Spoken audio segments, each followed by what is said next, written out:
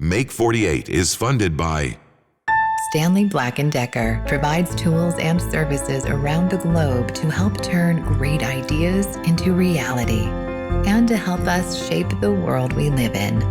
We proudly support programming that inspires invention, innovation, and hard work. Together with Make48, we're providing men and women the tools and resources to build a better world. Stanley Black & Decker, for those who make the world. Previously on Make48, Rich met with Rick to discuss battery solutions for the Nary. So I might be able to get by with a little battery like this guy. And Tom spoke with a patent attorney about the slide and turn. Putting a patent on a product, it's not the product in general, it's often a feature of a product, correct, that the patent is actually on.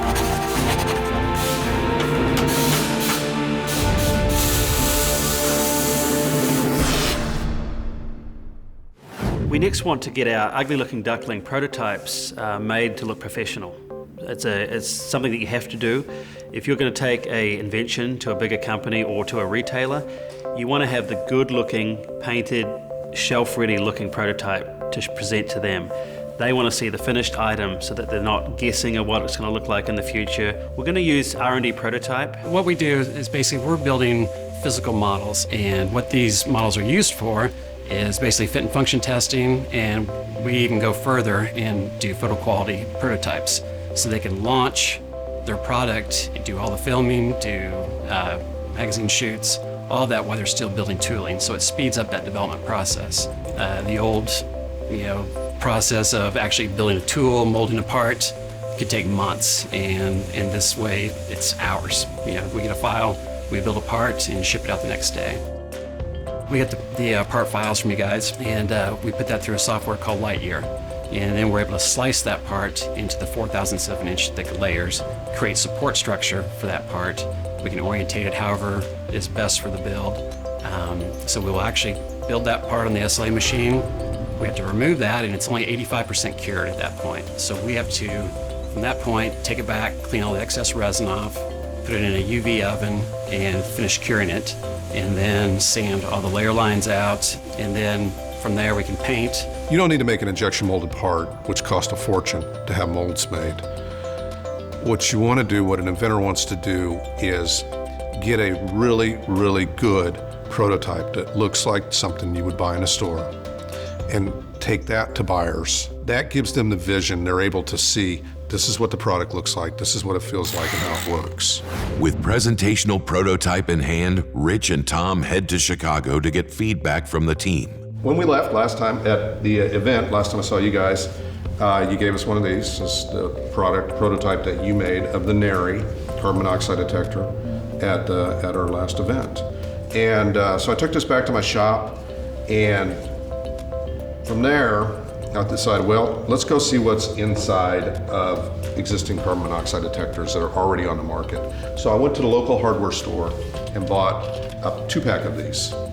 And that's about 24 bucks, something like that, for a 2-pack. Not bad, $12 a piece. This is a carbon monoxide detector. It does what the Nary will do, but it's not very attractive. So it's mobile? It's battery operated, yeah. Okay. So, yeah.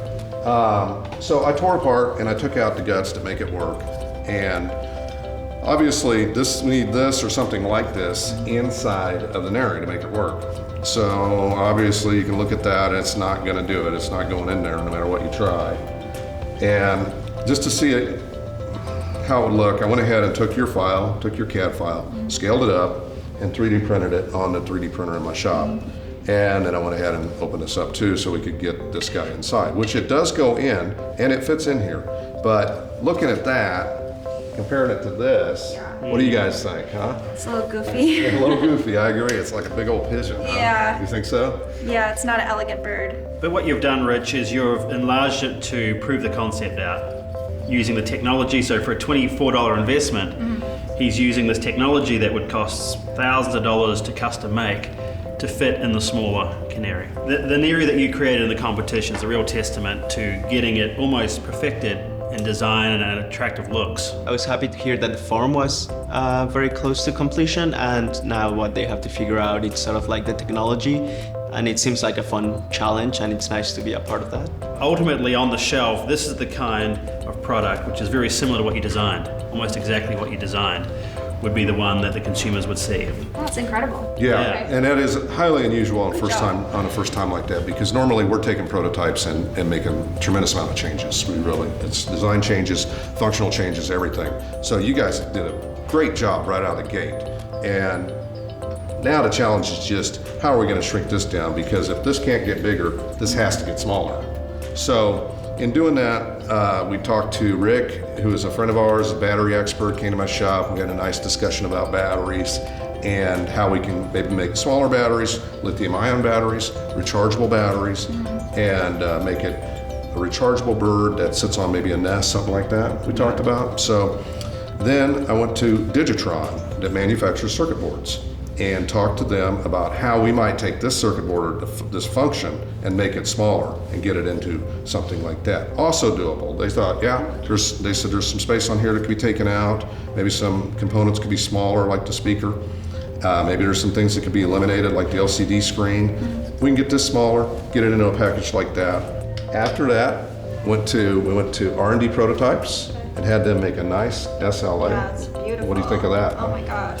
Nice SLA model of the bird, at the Nary, the original Nary, Love it. It looks really attractive. and Paint. your nest, which would be a charging station. That's great. So ideally, these charges the bird, and there would be an external charger for the base. We've talked both ways, and that's what Rick and I were discussing quite a bit, was a plug-in bird that would have, like a phone type of connection. Okay. Something universal. Yeah, hopefully, yeah, definitely.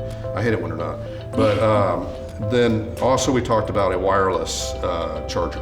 So it would just set on there and it would inductively charge Right. the bird. Ideally, that would be wireless charging, which I think is pretty cool. It's really intuitive instead of having to plug something in or having it be batteries. I think it's much smoother to have it placed down and charge wirelessly.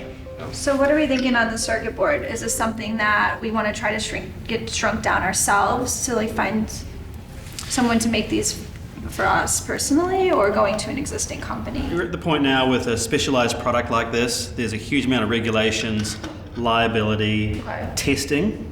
When you're talking for life and death situations, smoke, carbon monoxide, there is state testing that has to be done in every state to be approved before you can sell it. The unfortunate thing with the Nary is the regulations. Is something we didn't know. It's not a federal regulation that could cover the whole country to sell this product.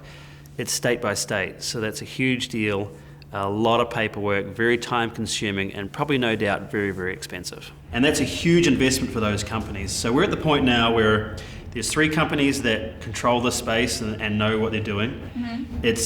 We're at the position where we want to present the Nary and let them take the investment and the risk moving forward and the time it takes if they were to take it to market. Because to make this, Rich, quote me if I'm wrong, to make this a small version for the Nary, it's a big investment to reduce that board. Huge investment. Just the engineering time alone would be a major investment. And then after that, of course, setting up machines to robots to pick and place the parts and put it all together. It turned out to be pretty costly. Yeah, and a lot of the investment does not happen unless a company has a market for the product at the end of the day. Because to spend 1 or 2 more years on testing and regulations to find out that the retailers don't want to have it on the shelf, that's another whole conversation that you got to face one day. Given all the rules and regulations and hoops to jump through, how long of a timeline would it take if it got green lighted now for it to hit the shelves? How long would it take? Yeah, that's something we'll find out further when we talk to the bigger companies. We want to learn from them, but it's definitely up to 12 months of testing alone and that kind of thing.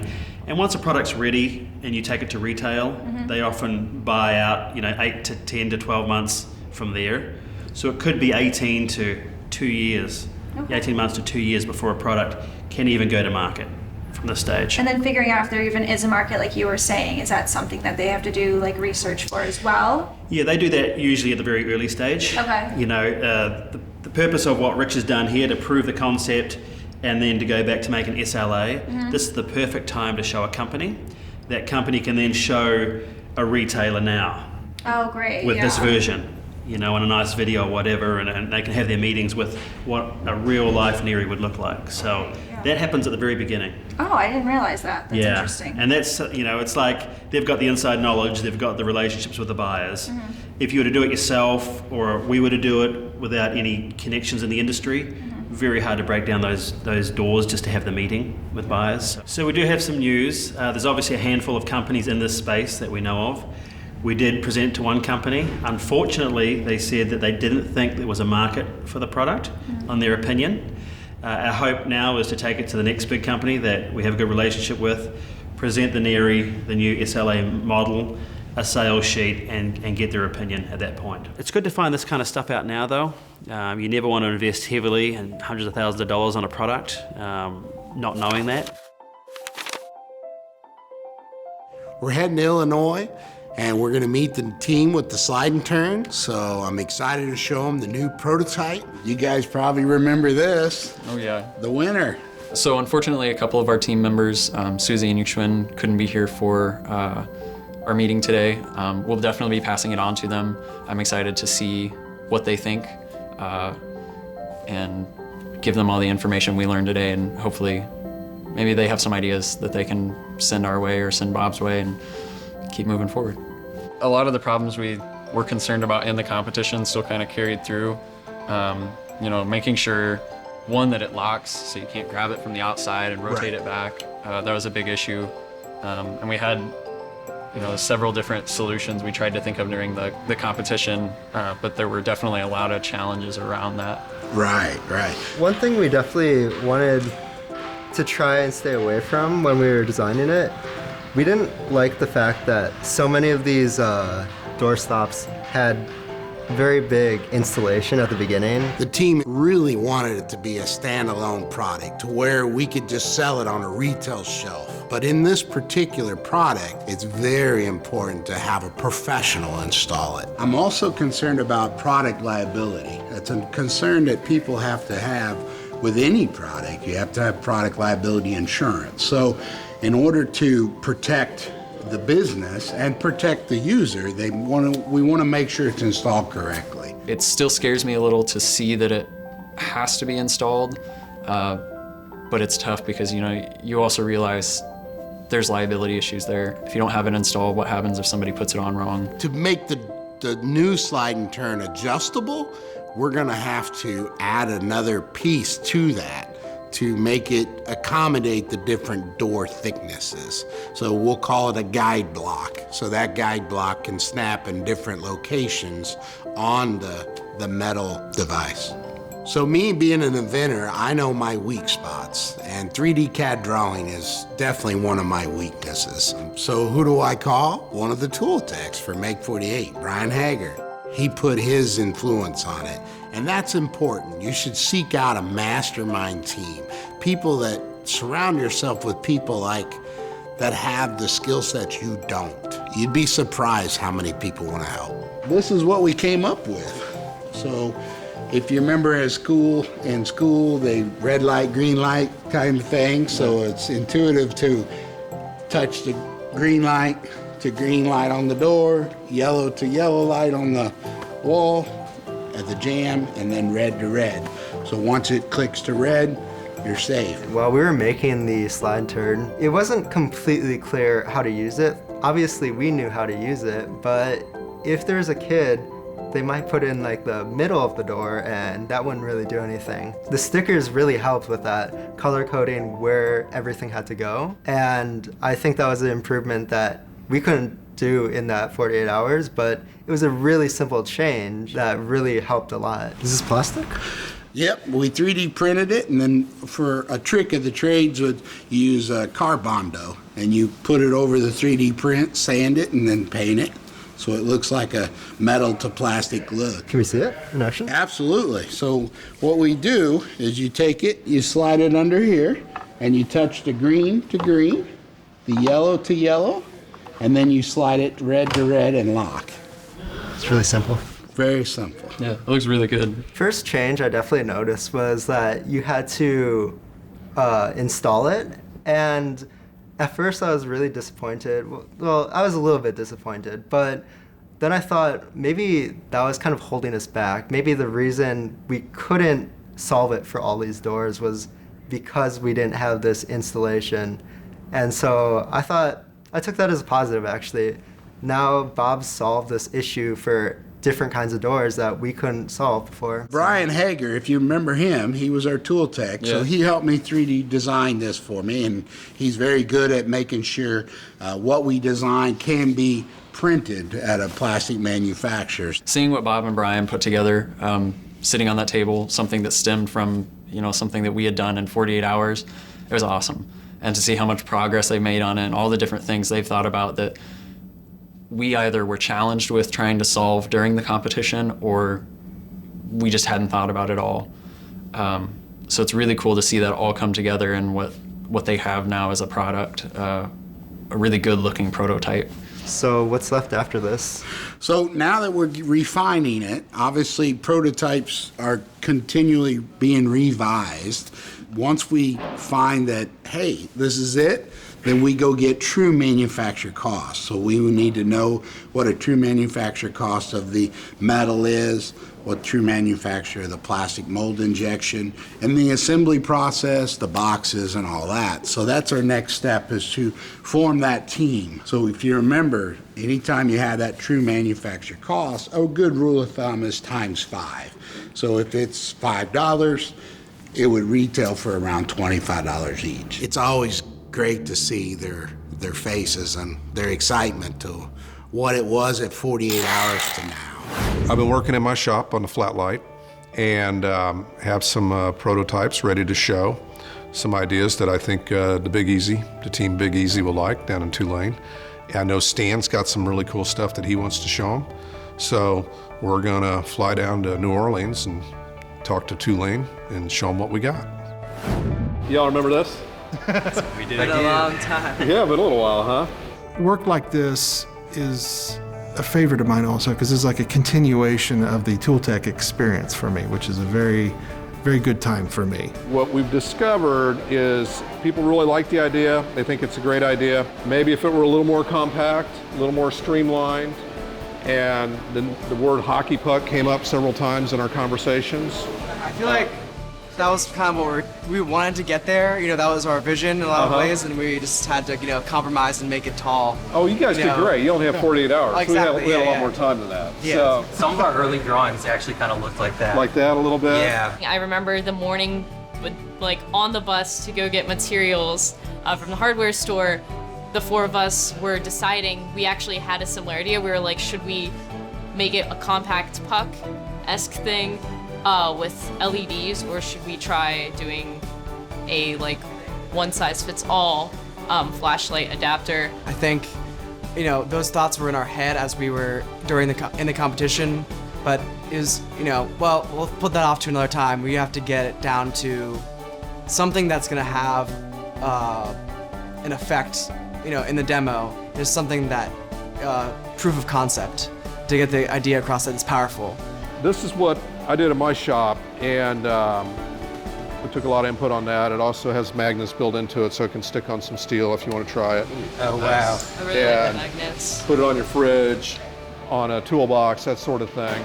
It's fun to show products when people really like it. From there, we went out to R&D Prototype in Kansas City, and I took that out to them along with some CAD files, showed them what we're doing, and they developed this one, which is a little more streamlined. This is what it would look like if you were showing us, you're going around to stores, that's what you want to show them with the finished injection molded type finish on that. Is this one magnetic? Yeah, that one is also. That's their magnets, yeah. So that has a more injection molded look to it, and if you were going to buyers for some of the big box retails and places like that, that's the kind of thing you'd want to show them. Yeah, I wasn't sure what kind of alien product I would be looking at now, but I think that they were kind of really true to what we were trying to accomplish and kind of making this compact, sort of versatile thing that can be used in a wide range of situations. So would these be battery powered? Yeah, absolutely, battery powered. Right now we're running on just your basic solid batteries, like a 9 volts in here. And one of the things we wanted to do that we talked about going forward, maybe do rechargeable batteries like a lithium ion. I like how rugged this feels, and I think if I was a consumer for this, I would want to know that I could recharge it and it wasn't more of a disposable thing. Yeah, It absolutely. was something that I could have for a long time. I was just really excited to see a more realized version of the product. Attaching to a flashlight in any way was the problem I saw first. So that's going to affect size no matter what. And so my approach was, well, what if we turn this into like a coffee coaster? You sit your drink down on a little coaster, and that way it was independent enough and small enough for this. So my first approaches were to take some experiments with some acrylic mirrors, cut them on the laser cutter, put them in there, and shine a light in it and see what happens.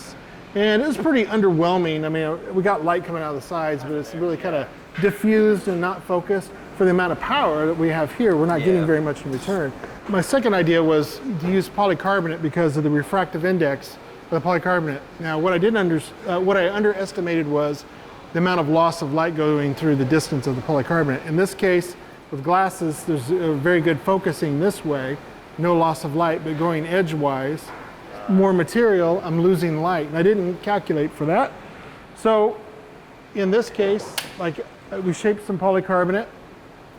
I ground the edges to have a lens all the way around and ground it and polished it and everything. And I got an effect. It's kind of like I'm shooting light down the edges in there. Travis came into my shop and we came up with this idea. And it's doing it, but not very well. Yeah, there's no mirror there either, so you might be losing a little bit there. I imagine the height has to be a big factor because it's coming at a perpendicular angle. I added a 45-degree angle reflective surface, and that improved things. Yeah, it does. Yeah, you can see that. Nice. So that got me thinking about other aspects of this. So that reflective chamber with this and a reflective surface. I used food packaging because that's all I had. But it works. It's that mirrored surface. Now it's kind of, you know, It's a little bit muted, Yeah. but it works. The big boy. Bring out the big guys, and you have basically effects. So I started getting improvement, but the difference here is less material.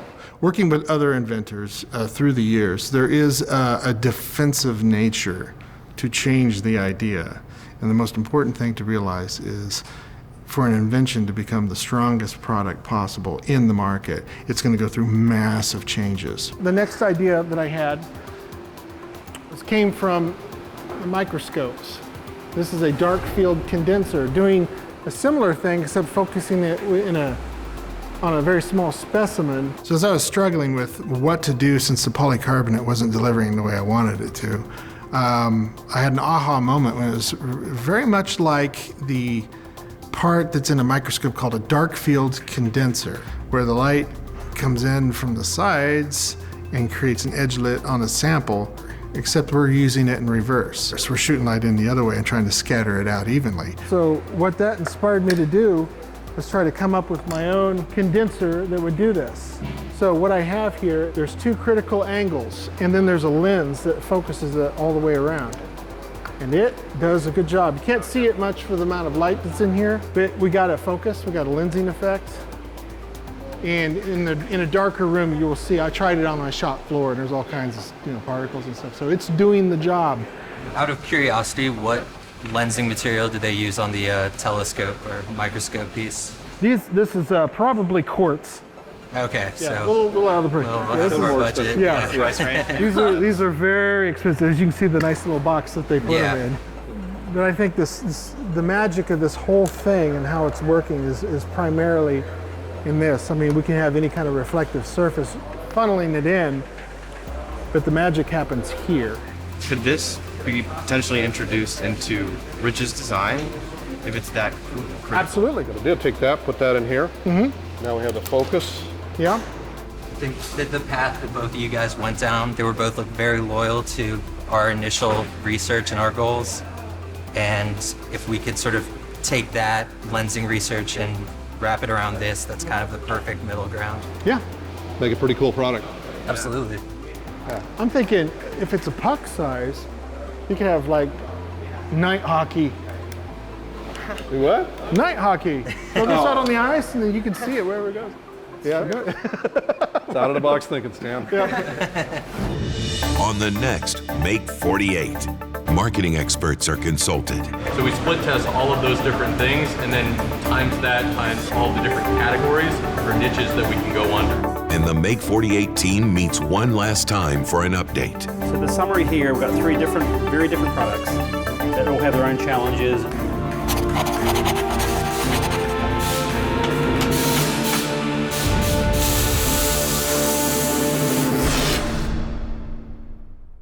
Make48 is funded by Stanley Black & Decker provides tools and services around the globe to help turn great ideas into reality and to help us shape the world we live in. We proudly support programming that inspires invention, innovation, and hard work. Together with Make48, we're providing men and women the tools and resources to build a better world. Stanley Black & Decker, for those who make the world. To learn more about the invention process and to get to know the teams, visit Make48.com.